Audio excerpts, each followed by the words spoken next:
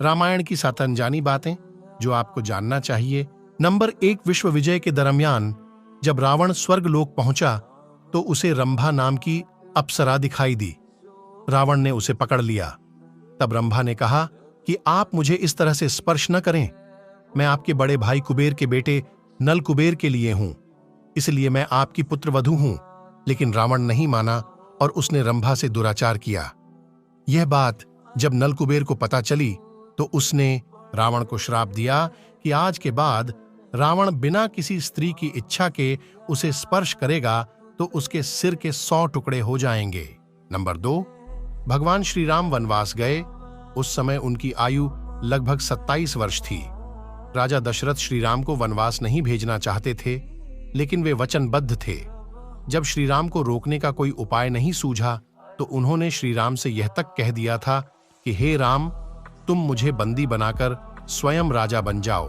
Number 3, प्रभु राम के भाई लक्ष्मण ने रावण की बहन शूर्पणखा के नाक कान काटे जाने से क्रोधित होकर ही रावण ने सीता का हरण किया था, लेकिन स्वयं शूर्पणखा ने भी रावण का सर्वनाश होने का शाप दिया था। दरअसल शूर्पणखा के पति का नाम विद्युतजिह्व था।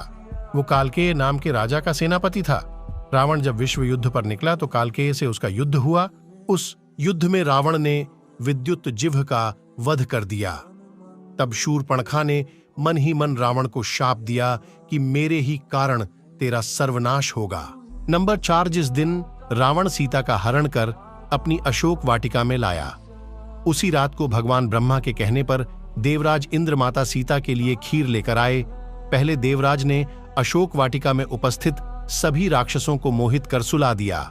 उसके बाद माता सीता को खीर अर्पित की, जिसके खाने से सीता की भूख प्यास शांत हो गई।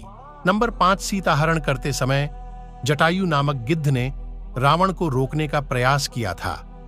रामायण के अनुसार जटायु के पिता अरुण हैं। ये अरुण ही भगवान सूर्यदेव के रथ के सारथी हैं।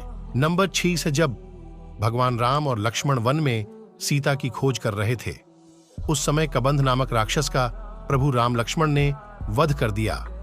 वास्तव में कबंध एक शाप के कारण राक्षस बन गया था। जब श्री राम ने उसके शरीर को अग्नि में समर्पित किया तो वह शाप से मुक्त हो गया। कबंध ने ही श्री राम को सुग्रीव से मित्रता करने के लिए कहा था। नंबर 7, जब काफी समय तक राम रावण का युद्ध चलता रहा, तब अगस्त्य मुनि ने श्री राम से आदित्य हृदय स्तोत्र का पाठ करने को कहा, जिसके प्रभाव से भगवान श्री राम ने रावण का वध किया।